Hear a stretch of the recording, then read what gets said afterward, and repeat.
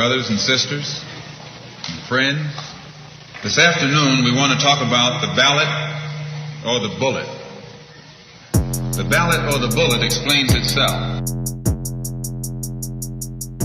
We have a fight that's common to all of us.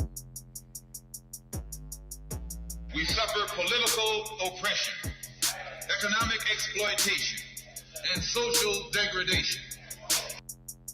Today it's time to stop singing and start swinging. Yo, yo, yo, yo, yo. Good morning, good morning, good morning, good morning, good morning.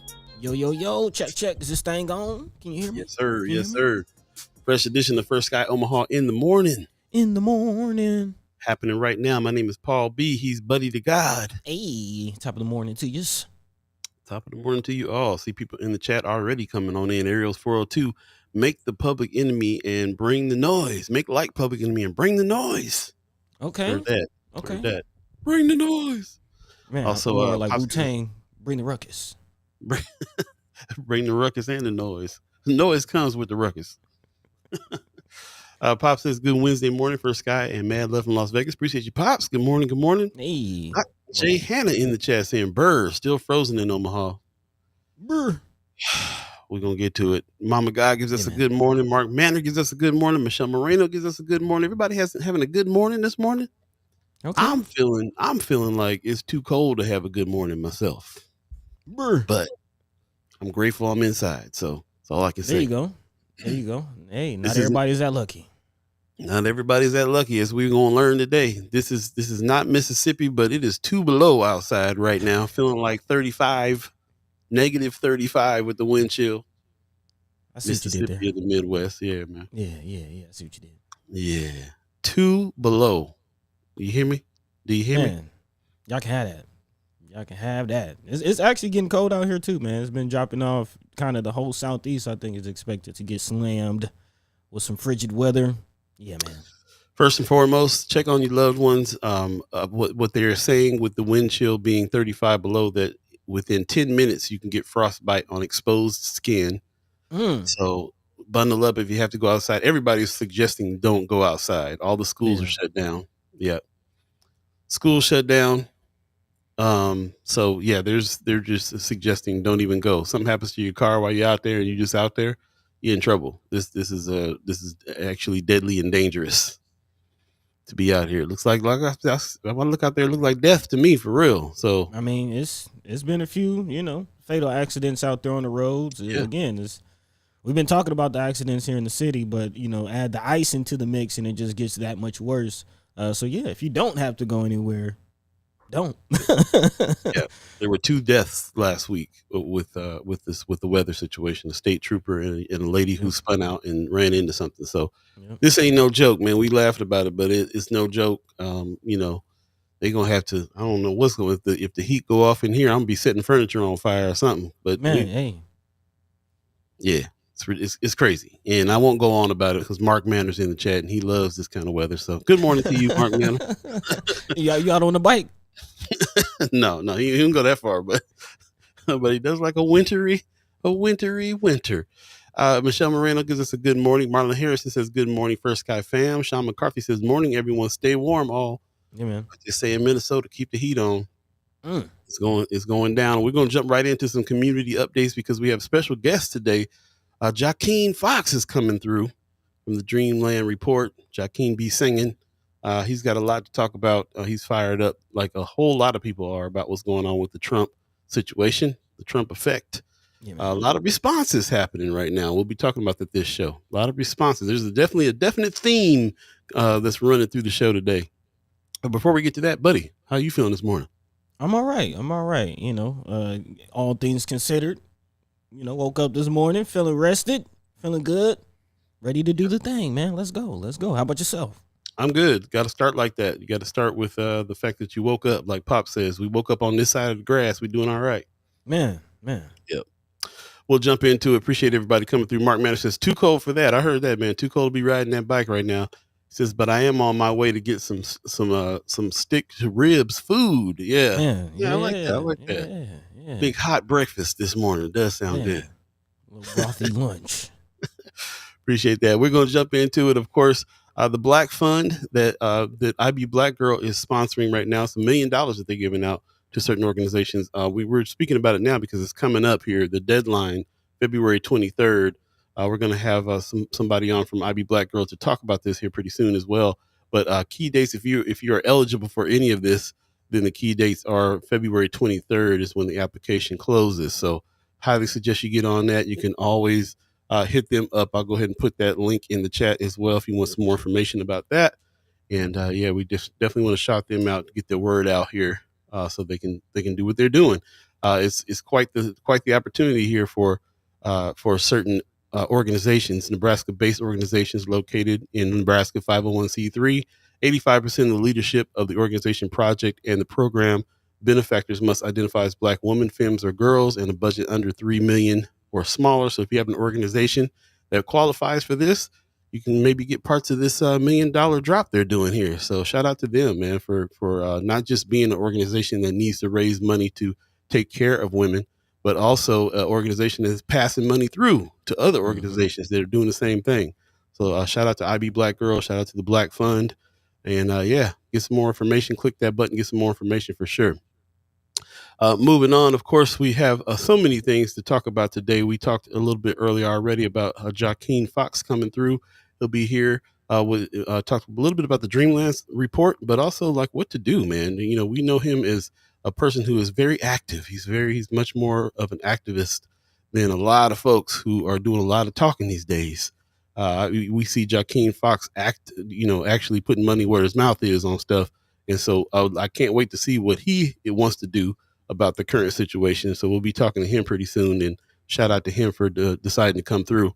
Something else very important going on right now that I think is really awesome.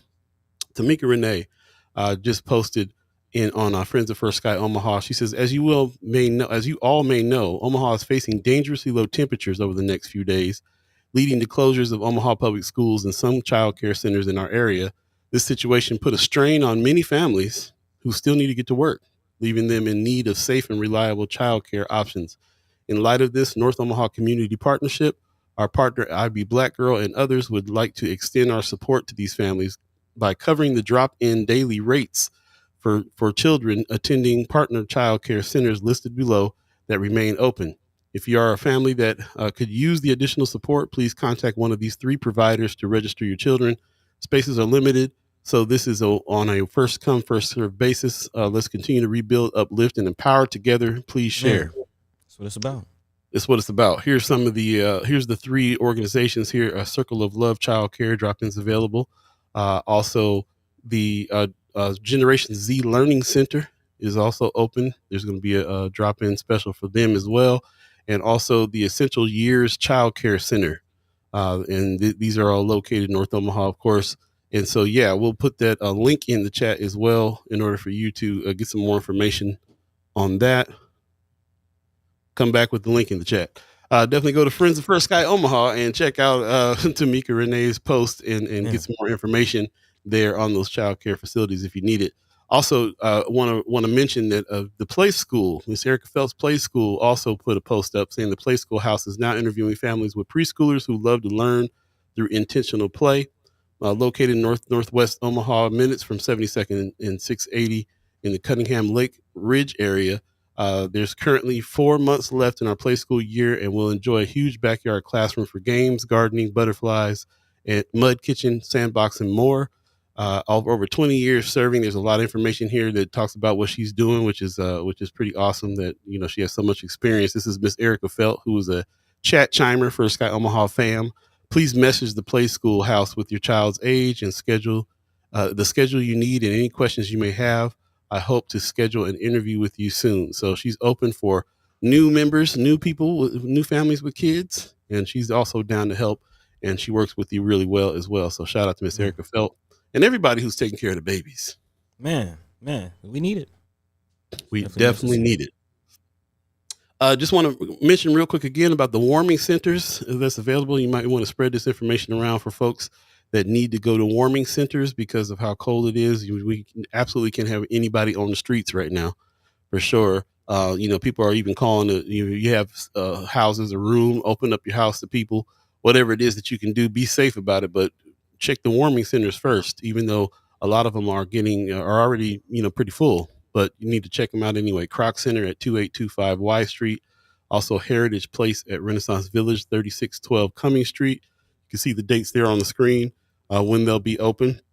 And there's also a document about the warming centers on Friends of First Sky Omaha that got posted by this organization here, Omaha Metro Area Warming Center Information for all of Douglas County, which is few more than I thought was even available. So this was a good document to find here, also in Pottawatomie County, Iowa. So pass this information along if you got people that need to reach out to actually go to one of these warming centers and try to get safe. It's just got to keep it on our minds right now that this is almost like natural disaster type of mentality going on right here. We have to really pay attention to what's going on outside and call loved ones, make sure loved ones are always safe and staying in if they can. And anybody that's going to be out, make some calls, say, hey, I'm out already. So, if I'm at the store, do you need something? So you don't got to come out, just taking care of each other, living alive with each other. So appreciate that very much. One last thing I want to get into as well is something that's going on today. Clarice Dombeck has posted this, and this is happening at Culture House today at 6:30 p.m. Rental fees are too damn high, she says. Hey. Nebraska renters are getting hit with hidden and excessive fees, but LB17 can help. And she gives some information on what LB17 can do. Here's another graphic on what it would prohibit and limit certain rental fees, prohibits all fees except for security deposits, return checks fees, limited late fees, limited applications and fees for optional goods and services like pets, and a bunch more items here that you can check out. This is also posted in Friends of First Sky Omaha. Definitely check this out. She is really, really, really on this LB17 and also gives a little information on what we can do. Share your voice. So our lawmakers need to hear from you. You've been charged with high rental fees, work with communities impacted by hidden or excessive fees. Definitely check them out and contact your local lawmakers to help with this. So again, that event is happening today at Culture House. They're going to be they're gathering, speaking out, figuring out what to do. This is at 6:30 tonight. You already know where Culture House is, 3014 North 24th Street. The dudes. Shout out to the young people doing the thing, man. For real. Yeah, that's huge, man. That's huge. Speaking of young people doing the thing, I got to you already shouted out Lala yesterday for putting together this fundraiser for Ida Vital. I'm very, very proud to see this. I'm very, very behind this, and I want to make sure that we mention this all the way up until it happens on February 23rd from 5 to 7 at that Cass Street location that they opened, 7639 Cass Street. But man, I've been very surprised at the reaction to people in our community when we told you that there was a sister that needed some help. Ida Vital needs to help. She was reaching out, said she needed to stay open. We always are talking about supporting Black business, supporting young people with Black business.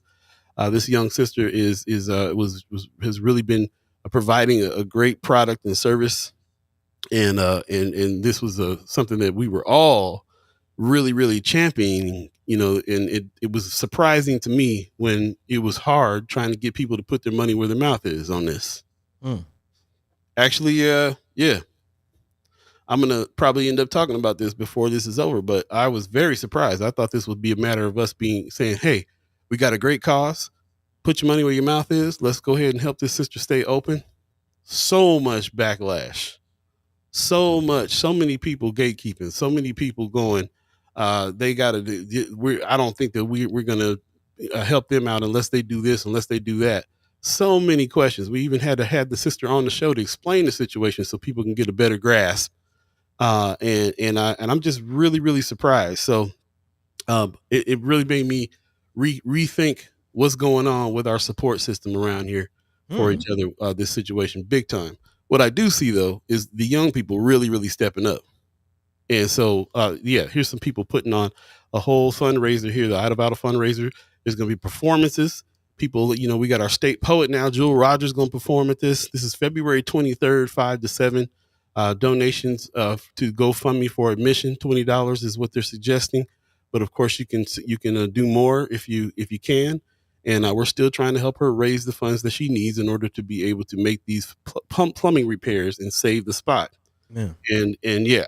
And so shout out to everybody who's already helped. Shout out to everybody who goes to Ida Vital to patronize her as well, because that also helps. She's also trying to sell as much as she can to raise the funds for this. But man, it's a clear picture to me about how we can help, what we can do. And I just am very surprised about what happened. So, but we're still in it. So, we can turn this around if we can. We can really spread the word, tell a friend, tell a friend, tell a friend.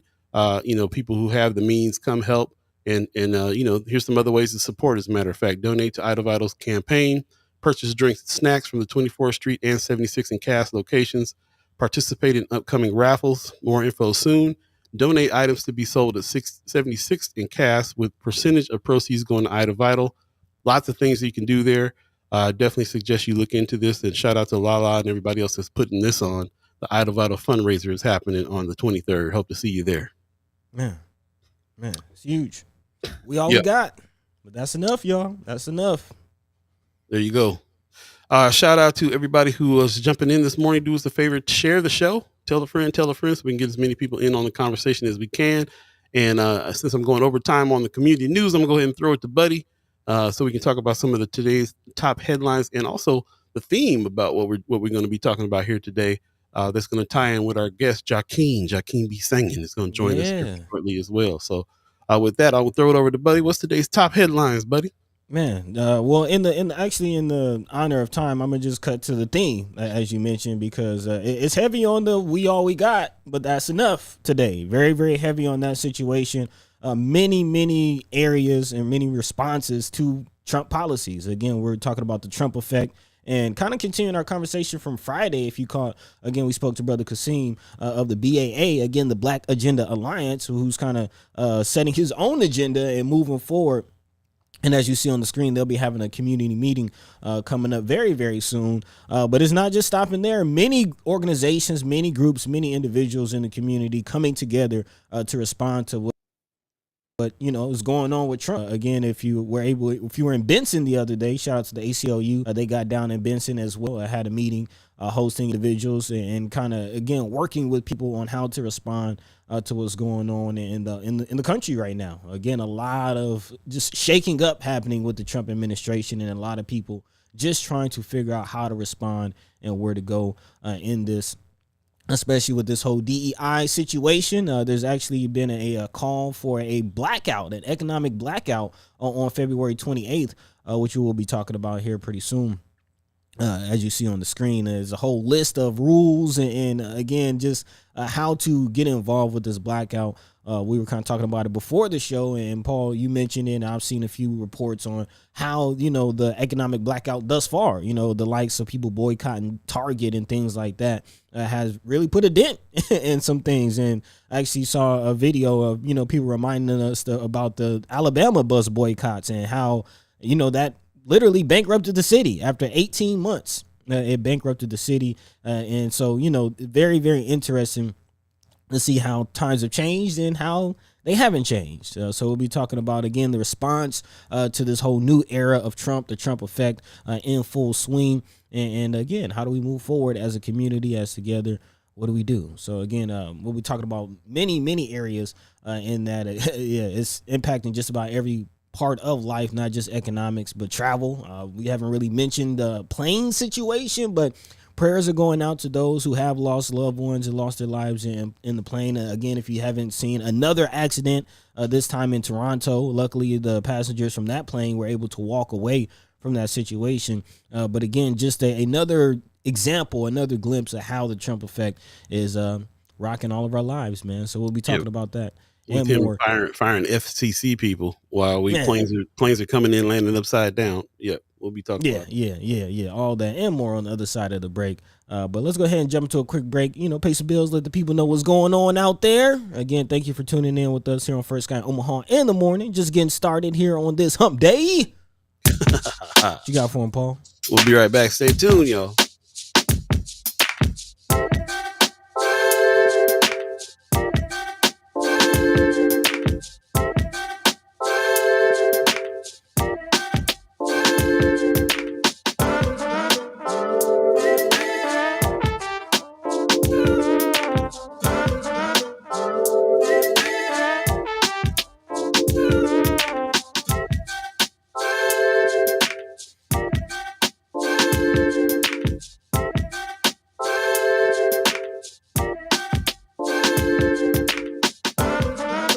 Welcome back. First Sky Omaha in the morning.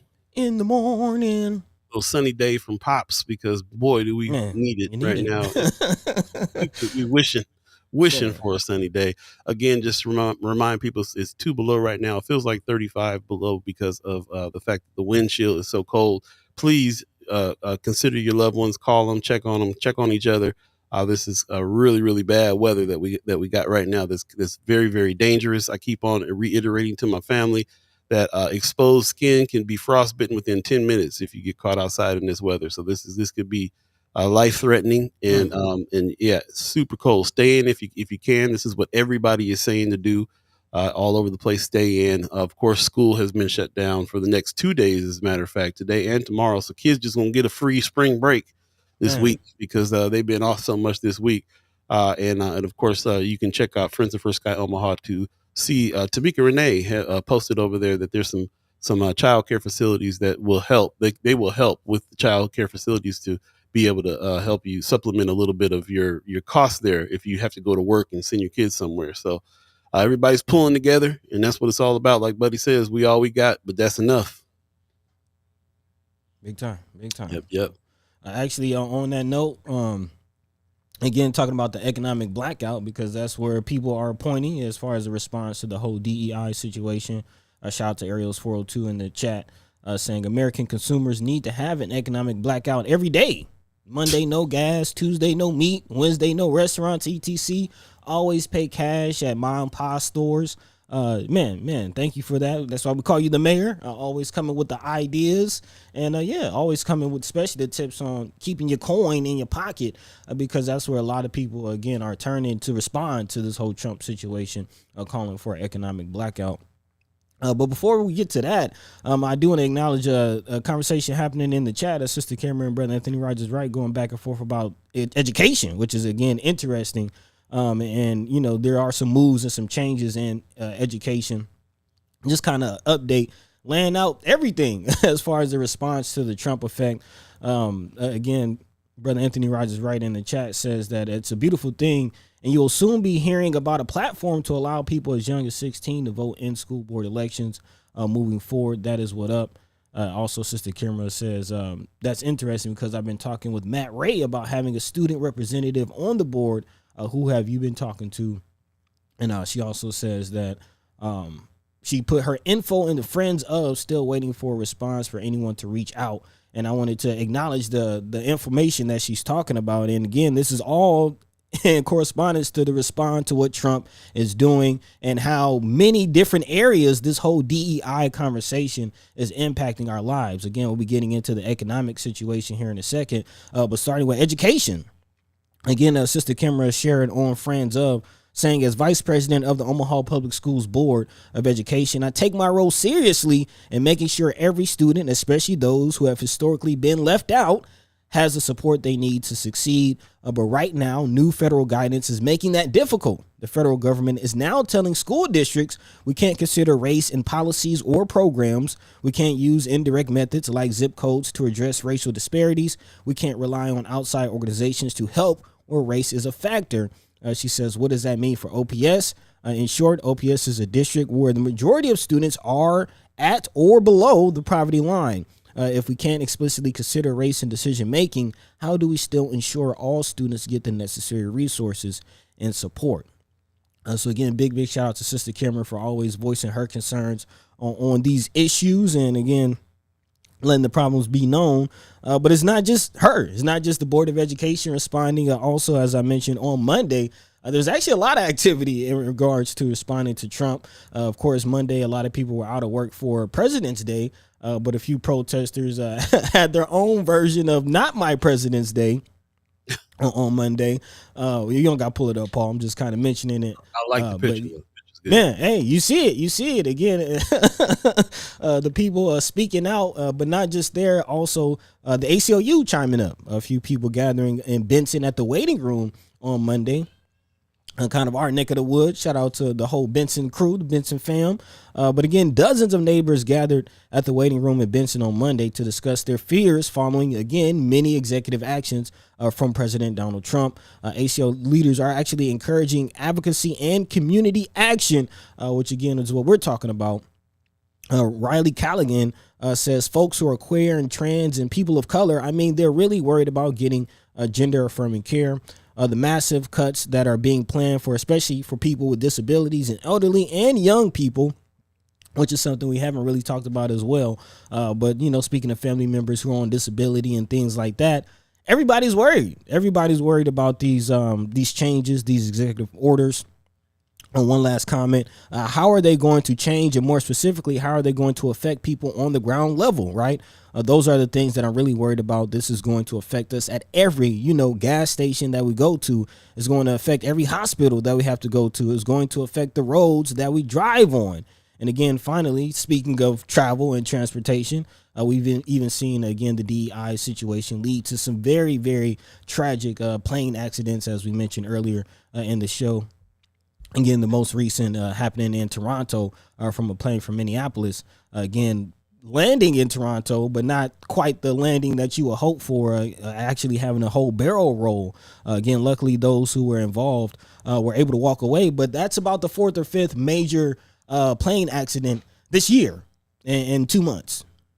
Just let that marinate. In 2 months, there's been about 4 or 5 major plane accidents, and it's been connected to, again, some of the DEI response firings and layoffs for the FAA. Again, it's a Federal Aviation Association and the FCC. So again, a lot of things going on, a lot of changes on the federal level, which again, we talk about how local politics have the most impact, but we're also seeing how these federal moves impact us all.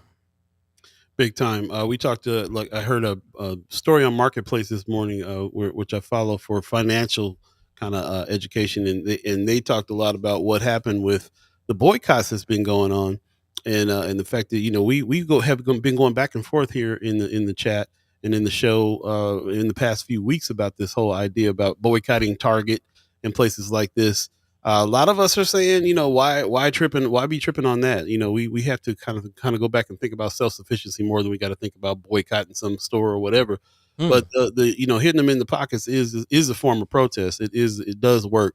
And that report this morning talked a lot about how it's making a big dent in some of these companies for some of these boycotts to be happening.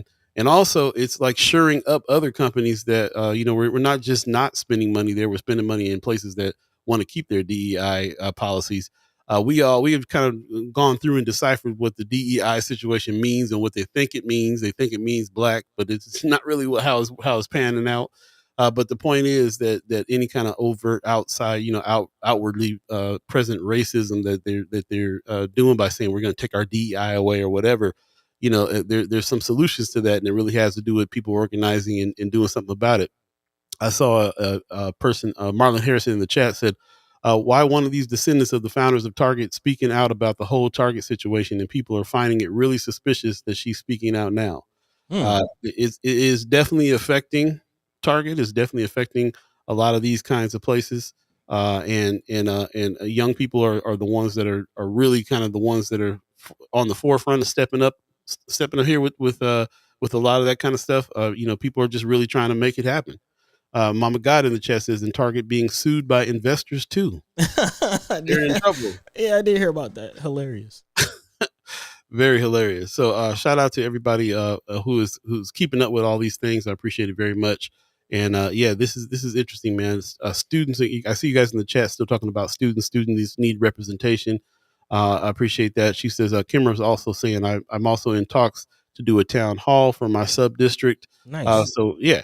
Some action there. Some action for sure. Yeah, keep it posted on that, Sister Kimmer. Let us know. She also says that she went to the ACLU protest at the waiting room. So, yeah, if you got some notes, got some information, we'd definitely love to hear your take on that situation. But, again, yeah, people are responding.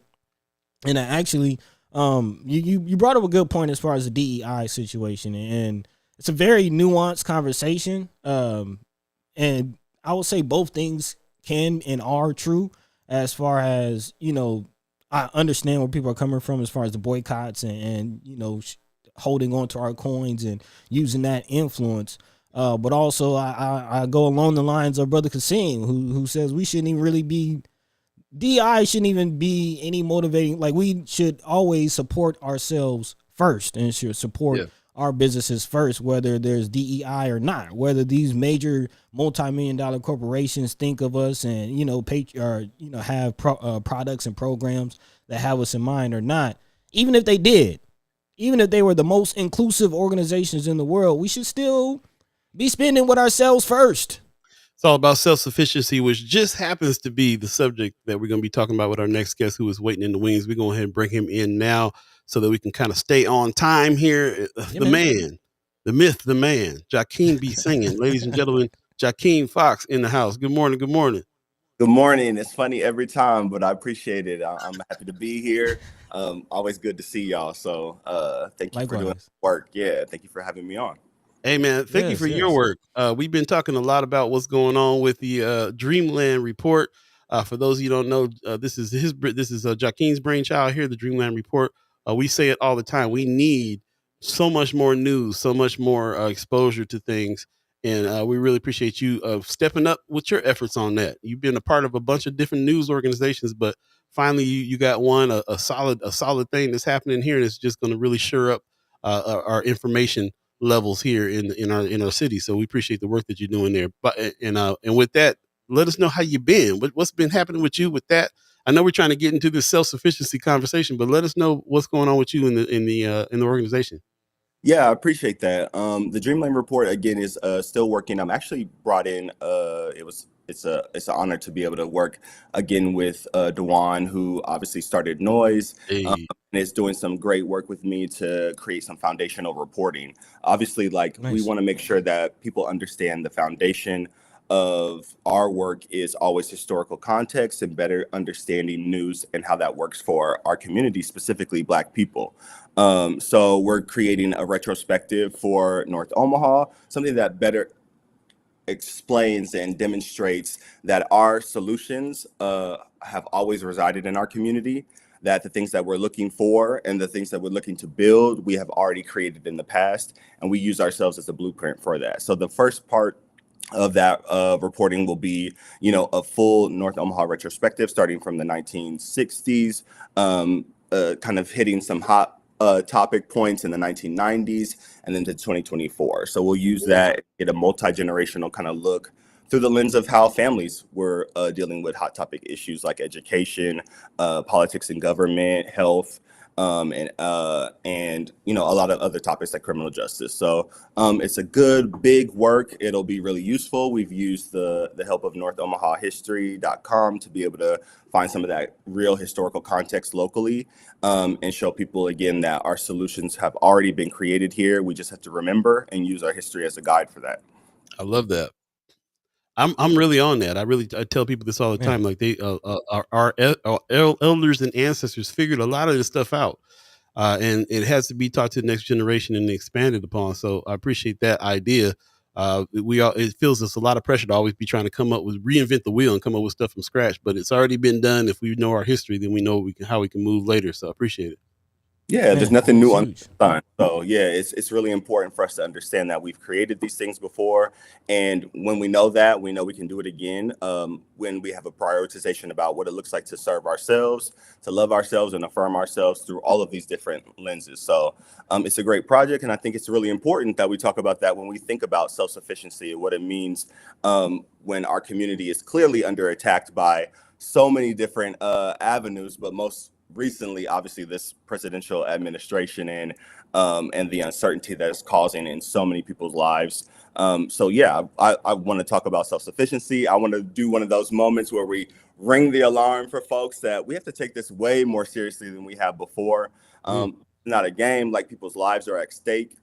And if we're not creating those solutions and building together, we're going to lose. We're going to lose like we do every time. But we have a great opportunity with, again, like how it was in history when we were forced to serve ourselves, when we were forced to prioritize our own services and amenities. And we're starting to see like that kind of come back around. So I'm happy that people are focused on this, that they're having that conversation, but I think we need to create that action like y'all were just talking about. With that.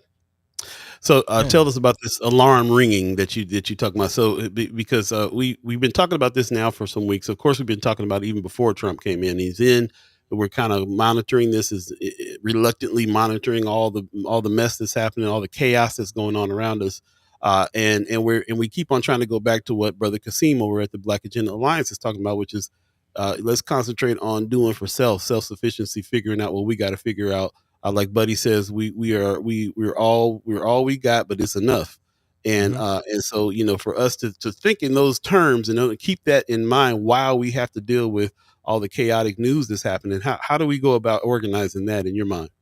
Yeah, I think the first part is awareness. Again, like we're seeing government agencies having mass layoffs. They're looking to close really incredibly important protective agencies for us, like, for example, like the Credit Protection Bureau. Those are people that, make sure that large companies aren't defrauding people every day, that they're not adding things that on our credit reports that don't belong there. These are government agencies that have seen people go to the hospital and their medical bills are so outrageous with things that weren't even happening at that time. And so we're losing agencies that do that kind of work, the critical kind of protection works that protects us from large companies, from things that we don't really have a lot of control over, and we're going to start to lose those. So what does it look like to say that before this agency is gone,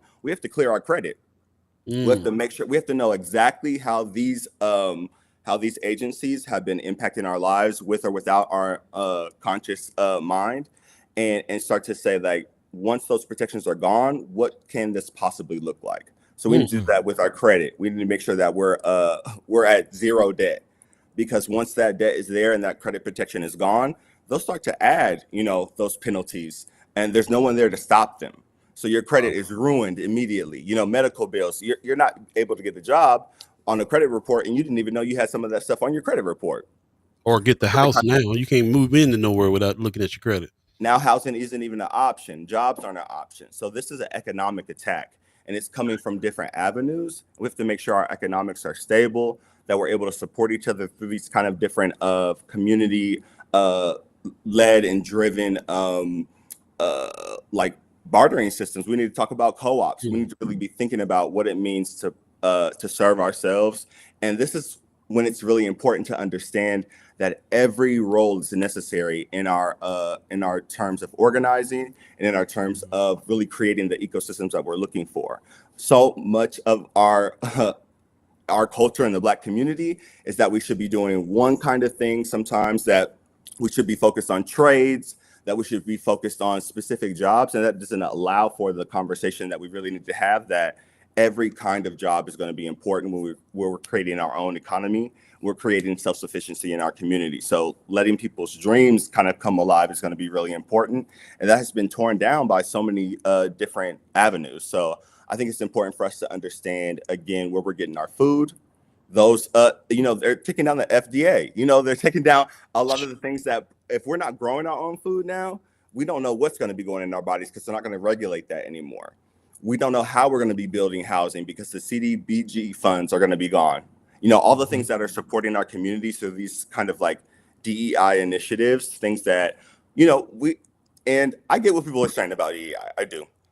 I think it's really important for us to understand that even though it didn't benefit us the most, these were some of the small avenues that we were able to get, the small things that we did have. And so even that kind of help is going to be gone. Even the smallest help that we were getting from the government is going to be gone. So what does it look like for us to have to build our own economy in that way? And those are the things we have to be focused on. So knowing when those agencies are going away, what they were doing, how they were protecting us, we have to start building our own versions of that in the community. Yeah. Do you see, Buddy, what's your thought? I see your wheels turning over there. What's your thoughts on this? More so just listening. I think that, I definitely agree with, you're saying, Jaquin, as far as doing for self and really building these institutions. You think about, you know, what Sister Tamika and Ivy Black Girls doing, you know, even to help. And this day, you know, with people, with students being out of school and people still needing to go to work and coming together, I think those type of collaborative, cooperative initiatives and moves, you know, need to happen. And also, to your point, Joaquin, it needs to happen on all levels. So I do think that there's definitely some conversation to be had about how race is being talked about, especially in this DEI, kind of going along with Sister Kimber was asking about education earlier. How do we make sure that there's legislation? How do we make sure that there's policies? How do we make sure that there's things that protect us and we can grab onto if race isn't something that can be directly addressed in these laws and these policies? So that's a challenge that we're going to see moving forward. But I do think that there is a path forward. I'm kind of reminded, as you were talking earlier, every job is needed on social media. I'm seeing more and more young folk, especially, you know, those who might have been pushed towards sports and entertainment and things like that. More young folk are saying, hey, go get a trade. You know, I saw a video, a guy talk about, I got a new hammer, I got a new drill. And you might have thought he was talking about guns, but he actually pulled out a hammer and a drill. Like, learn how to use these, y'all. And that conversation is, you know, starting to brew amongst young folk, where at one point it wasn't cool to have a trade and to be, you know, have these kind of quote unquote blue collar jobs, but it's becoming more and more socially accepted and needed. And, you know, my thought to you, Joaquin, is as you look back, we've had some of those programs. We had the OIC in North Omaha. We had these types of programs that pushed our youth specifically towards trades and things like that. As you look back, do you see a path forward? Was my question to you. Yeah, again, like we did a lot of this work when we didn't have a choice to do it. We built trades, we built professions because we didn't have the choice we didn't have the illusion of choice to be able to go to all of these different kinds of services, even the ones that are in our community but aren't, you know, serving our community in the way that like we need to circulate the dollar. So I think in the past we've been able to really, you know, by neglect, we had to figure out how to serve ourselves and each other. And I think now is the opportunity for us to say this is a choice. I think in North Omaha specifically, we do have to have a better conversation about race because that is a multicultural community. And the opportunity there is to learn from the different cultures that are in that community to better understand how we can share resources and grow together. You know, multicultural coalitions have been successful in so many different avenues. Fred Hampton was the best example of what a multicultural coalition could do for justice and for organizing and for a political power as well. We can't be disillusioned on the fact that Black people have it the hardest. We can't be disillusioned that if we're going to do it on our own, it's going to be the hardest on our own. And I understand that there's a part of this that we need to figure out, which is like, what does Black self-sufficiency look like? How are we growing that political power to say that this is our idea and what we need for ourselves? And then also, how do we build that and share what we need to share and get what we need to get from our surrounding allies, you know, the ones that have presented an idea of allyship to our community. So I think there's two parts to that. There's a Black self-sufficiency and there's a opportunity to build that power, and from power, be able to share resources and engage with communities in a different way. So I think it's a clear opportunity for us also to engage in mentorship and internship opportunities that they're gonna not really fund at the government level anymore. We have to create those for ourselves. The past is filled with examples of us saying, you have a skill, I'm just gonna take you on. You're my apprentice. You know what I mean? We're sharing skills, we're sharing resources. And it didn't have to be this formal kind of program. It was a culture that we had of pulling the next one behind us. And we've kind of lost that culture a little bit. But I believe in Black people 100%. And I know that we can do that for ourselves. I think it's really important also to understand like the political nature of this work and how we have to have hyper-local government that supports us in a real way. I think it's really important to identify as well that, you know, the politicians that we may not like that have actually kind of diverted from the Trumpian ideology. I'm actually very surprised at how with all the cuts that are happening at the federal level, and now that we see what Governor Pillen's going to do, how the mayor hasn't taken on some of those cuts that we've seen other city mayors take on. And I'm actually surprised, I never give her credit for nothing, but I'm surprised to see her kind of divert from that ideology. And what's the reason why you think she's doing that? Why is that?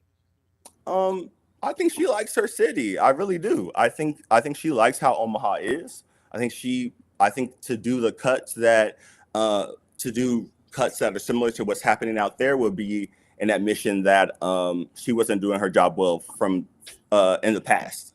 And I don't think she's willing to admit that. And I think she really likes how the city is right now. So I think that's her legacy. I think we're going to see a split there. And we have to encourage those things from the people that are diverting from what's happening at the federal and state level, and really help them keep that kind of ideology up and vote in new leaders that would do the same. Let me jump in because what you give me this kind of overall thought about the fact that we got to start. It's almost like it's daunting because there's all the jobs, all the ways to become self-sufficient. So in one sense, feels like it needs to start because it hasn't been the case.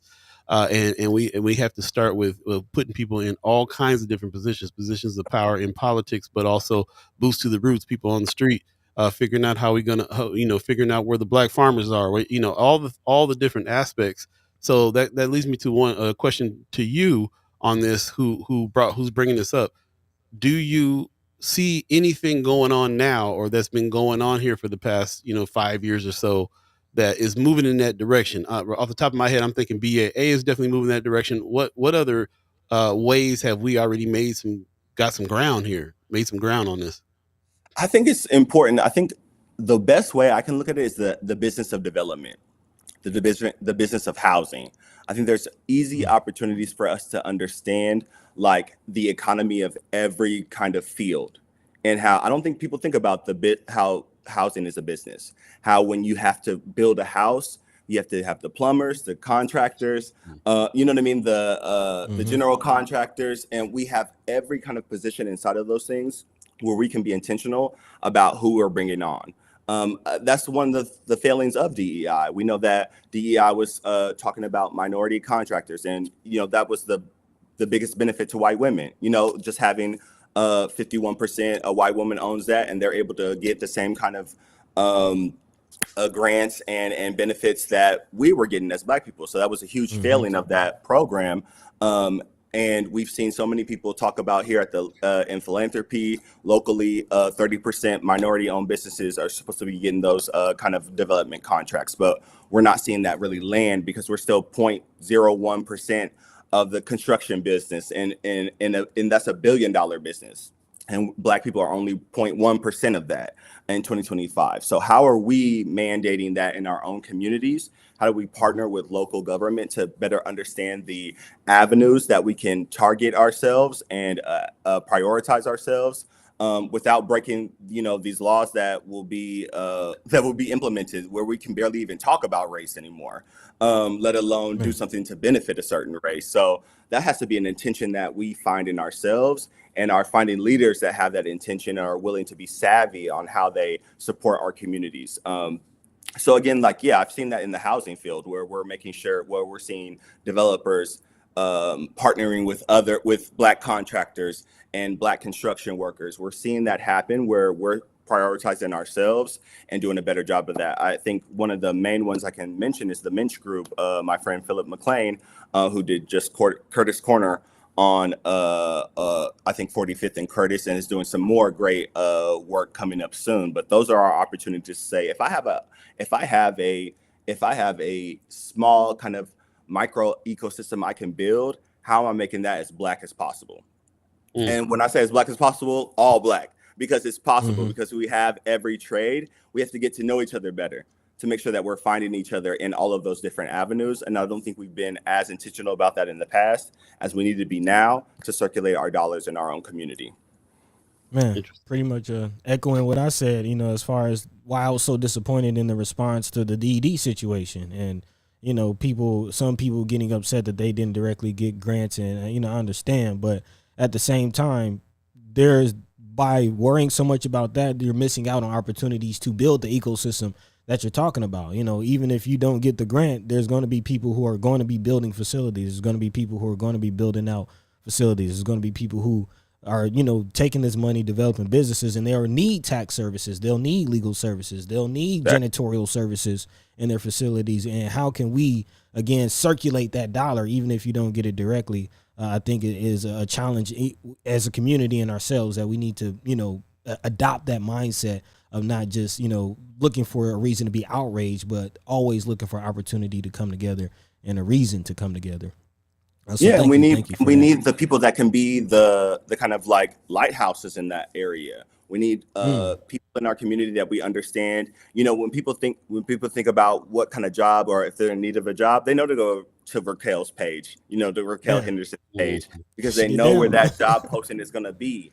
And so we need people like that in every avenue. We need people to step up to be offering that access to information. We definitely need a city council member that's going to be able to say, like, this is the culture of our community here, that we have an idea and a prioritization of what we want inside of our community, and we're disallowing the other things that don't serve us in the way that we need to be served. So we need those kind of lighthouses and beacons in our community so people know where to go for this kind of information. The information is the first piece of this. And then again, a prioritization that we'll do this as Black as we can every single time. Okay. Definitely understand where you stand on these things. I appreciate that. Appreciate that very much. Anybody in the chat that is on the subject that we're talking about here got any questions for Brother Jakeem? Then this is the time, because we're going to wrap this up here pretty soon. But we definitely need to have you back, because this is obviously a large conversation. Like I said, you know what it pulls me back to is the stories. I'm the oldest one here in the chat, and I can think about the old heads in my life. My great grandpa that used to tell me stories about how 24th Street was back in the day, and it was kind of this product of the fact that we were redlined and everybody was in the same space, and so everybody figured it out. And you can go get your clothes, and you can go get your shoes fixed, and you can go get the cleaners, and you can go buy your groceries, and you can go get your record. And you can do all the things right there on the block, and you did it all from Black businesses, because everybody was kind of forced in that space and made it work and figured it out. And I always hear these stories from the old heads about the thriving life that they had back in the day, and how everything started getting messed up when people started moving away, when people were getting bussed away, when jobs shut down in certain areas, and so on and so forth. So I do, you know, I definitely relish the idea of the fact that we can put all that back together in the way that the way that we had an example of in the past, and maybe do that. So I understand that's a big process, but it's all we can do at this point. How do we? One more question before we move on to how do we navigate? So we started this because we're talking about the chaos that's going on. I see Anthony Rogers right in the chat was saying important for people to understand Trump is not doing anything from what Bill Clinton did. I think Trump is doing a whole lot more than what Bill Clinton did. 100%. Yeah. He's causing mass chaos and breaking up a whole lot of things that we're dealing with. How do we keep an eye on those things at the same time? Focus on the self-sufficiency piece. How is it that we don't get caught up with trying to fight every battle that's coming with us, but understanding that the stuff that is coming is hurting us, and we got to do something about it? Yeah, I think it's not necessarily about fighting. It's about a redirect of energy. I think a lot of the communities that we see just close to us aren't having a political battle about this. They've created their ecosystems and they're confident in them. And so they know that their money is coming regardless of what is happening at the federal level, what's happening at the state level. They have created an economy and that sustains them, and they're not engaging in. When's the last time you saw, the Korean community engage in a political battle? You haven't seen it because they have a self-sufficient government. Self-sufficient community that works for them. And so they're not moved by all of these different, all the whims of this president. They're not moved by the uncertainty that they're being caused by these holds on programs where millions and millions and billions of dollars are being held up because people just don't know how he's going to act tomorrow. So they have built that ecosystem. I think that's important. We spend a lot of time fighting, these battles. We spend a lot of our energy there, and we don't have enough when we come home for each other. It's that it's a version of that conversation between James Baldwin and I just forgot her name, Nikki Giovanni. Excuse me, the late Nikki Giovanni, where they say, you're treating them so nice, and then you come home to me, and I get the least of you. She said, "Lie to me too." Yeah, I think that's what we do to our own community in many different ways, where we're out spending money and we come home and then we're thinking about how we spend that here or what's accessible to us here. And we have to really dig deep to be students of ourselves and figure out what we have available. That's why I think there needs to be a invigoration of what happened in 2020, but without the need for killing to be a catalyst to that. I think we let those kind of things and those battles be a catalyst to our self-sufficiency. And, it's a grim way to do that. And that's why it doesn't last, because we're not doing it from a sustainable place, which is this is what we need for our futures. This is how we create generational wealth, is by building these ecosystems and turning our dollar around the community every single time. So I think it's a refocus. It's a letting that fight go, because we're not going to win that. We're not going to win that political battle. Trump is the president, and he does not listen to Black people. So that battle is lost. We need to figure out what it looks like hyper locally. And we still have that opportunity, again, with a mayor that hasn't done the same kind of cuts, that is still interested in having better conversations, because their legacy is at stake. And these are people we can touch and impact. Our city council people, we have to be able to say, this person knows what they're for, that they can build this ecosystem for us, that can support us in that. They can be savvy in how they reach out to different communities and bring that interest here. And we need to be doing that all the time. And this is more than just a intra-communal conversation. We need to be taking our cues from different Black communities. We need to be reaching out to those that have been successful. What's our conversation with Tulsa? What's our conversation with Kansas City? How are we building that regional ecosystem as well that allows us to learn from our peers, and again, redirect our energy so that we're not wasting it on a fight we're not going to win. I think that's the real reality of the situation. Okay. I'm seeing, looking at things through the lens of this self-sufficiency idea, even what's going on in the executive branch and what's happening, that's happening with us, towards us. We look at that information and try to look at it through the lens of what are we going to do to help ourselves with it. So I'm with you on that. I appreciate you coming on and kind of breaking down your thoughts on this. I'm sure that we'll be looking at hearing more about this on the Dreamland Report. I'm sure that you got articles and things coming. So just want to remind everybody to go ahead and check out Dreamland Report. I put the link in the chat, and we'll keep up on some information. Like you said, the information has to come first.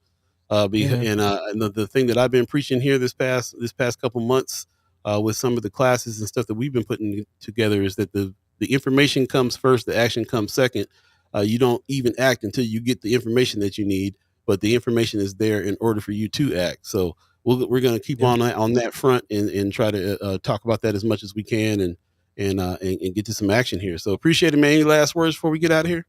No, I appreciate the conversation. Again, this is our time. It seems grim, but we also have a huge opportunity to create a renaissance in our community that is a culture-based renaissance, that we understand each other and are able to support each other in these different ways that create the ecosystem that we need. We want to be a self-sufficient community. We want to understand each other very well. And this is beyond ideological differences. This is about Black people need to survive. And whether I like you or not, I know you have a right to life and to live a long life, and that we need to create these solutions to these disparate outcomes that we're having. And that should be the focus. I don't have time for ideological differences. I need to understand, do you want me to live or not? And if you do, we got to work together. And I think that's our opportunity now. Man, appreciate it, bro. No problem. We lost Buddy, but I will let you go ahead and get on about your day. We appreciate you coming on, and we'll definitely have you back. Yeah, we'll talk soon. Right on, brother. Peace. All right. Don't know what happened there. We lost Buddy, but we'll go ahead and wrap up. We got about a minute left in the show anyway. Appreciate everybody who came through and dropped some questions and comments. I see Celeste Butler giving us a one love fan. Appreciate that. Pops is reminding us that's how his dad was. My Gramps, he said he nearly exclusively used Black tradesmen in his everyday dealings, Black carpenters, electricians, attorneys, etc. I see that very much. I see that a lot in my life from my great grandfather on as well. And we're trying to follow that tradition too. Mama God says enormous tax cuts for wealthy and sledgehammer to everyone else insane. Therefore, it's time to design to. It's time. It is designed to fully break. That's an interesting comment as well. Tony Johnson, definitely check out the. Go ahead and put that in the link again, and you can kind of keep up with them to see when the next uh, uh, Dreamland article is coming. Pop says great show. Ariel says hit the like button on YouTube if you would. Appreciate that. Jay Hanna says thanks for streaming. Thank you, thank you. Mama God says good talk. I'm not sure what happened to Buddy. I think we lost him. I'm still here. I just lost my camera. I'm still here. Oh, okay, okay. Yeah, I'm still here. It's just my camera died. Any final words for the people? Actually, I do want to push back on something Jakeem said, just as far as the whole response about 2020. And I mentioned this at the BAA anniversary that we went to. We got an award at, as far as I do think that there has been a movement, not just 2020 wasn't just a moment. I do think that a movement was birthed out of that. And you see that with Sister Tamika Meese and what they're doing with the North Omaha Community Partnership, the movements that IB Black Girl are doing, BAA. I mean, Jakeem himself coming out of, Freedom Summer, not just 2020, but Freedom. Right. The Culture House. What we're doing here, Senator McKinney, what he's doing. I did want to acknowledge just really quickly LB 45, which is a bill that will appropriate $20 million annually for mentorship job opportunities for quote unquote underserved youth. Again, you can't necessarily say for black folk, but when you say underrepresented and underserved youth, you know who he's talking about. So there are things happening on every level, state, local, even the grassroots, or Brother Sherman and Brother Kasim is doing. So there are movements happening. There are things that we need, self-sufficiency coming together. We just need to be, one, aware of it, and two, act on it. Information and action, support it, actually do the thing, and we need more of it. But it's happening. So appreciate that. Yeah. Appreciate you leaving us with some hope there on that. It's all going down right now. So let's get in the know and get active. Time for some action. Time for some action. Heard that. Right on. Shout out to everybody. Shout out to IB Black Girl for doing what they're doing right now. Also, shout out to Empowerment Network. Even it is a network, and I'm finding out more and more how many Black organizations are connected that have resources that we're actually trying to help use ourselves to shore up our business and all that good stuff. So yeah, lots out there. I appreciate you leaving us with those final words on that to say, it did feel like it was daunting because there's so much that has to be covered, but that's what I was trying to get to. And I was asking them that question, like what is happening now that we're already on that track. So I appreciate you bringing those things out, buddy. And it'll be interesting. We'll be talking to, hopefully another candidate that's running for the City Council 2, District 2 on Friday. So join us then. And we really hope that you come back.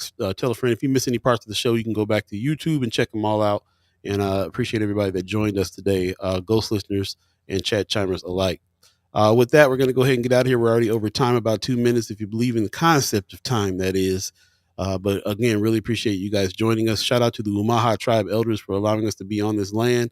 Shout out to our elders for allowing us to speak before you, and shout out to the chat chimers allowing us to speak with you.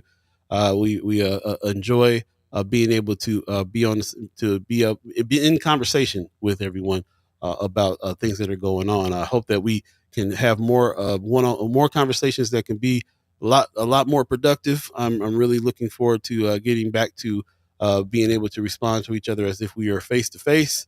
Not really pushing agendas, but really trying to enlighten and talk things out with people, and all the positive things that we can do with the chat, and it not turn into a troll type of situation or a negative type of situation or anybody attacking anyone and everything. I want to keep on reminding everybody to please try to follow our lead when it comes to the style that we want to do the show and how we want to have these conversations. We want to try to get somewhere with the conversations for sure, and not just turn into a organization that just has a lot of complaints and no togetherness and no action. So I want to continue to stress that. And with that said, please continue to put stuff in Friends of First Sky Omaha so that we can know the kind of things that you're thinking of and that you see in the news that you think is important that we need to discuss. And we'll come back and do some more discussion. We'll see you Friday. You guys take care of yourselves. Please check on your loved ones. Super cold. Stay in if you can. And yeah, just remember, it's 2 below outside, feeling like 35 below outside because of the wind chill. and we hope that everybody stays safe because it's a pretty deadly situation outside. So Yeah. stay. Yeah, go ahead. Economic blackout, February 28th. Speaking Okay. of movements, economic blackout. Yep. Economic blackout, February 28th. There you Not go. just talking.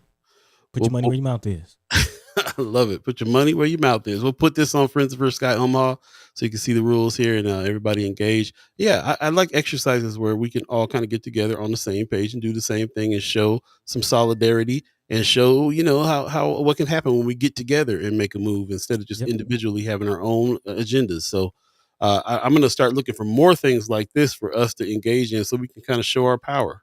And that's what it's about for me. So with that said, appreciate you. And you guys take care. We'll see you Friday. Peace. By the way, Vanglorious. This is protected by the red, the black, and the green.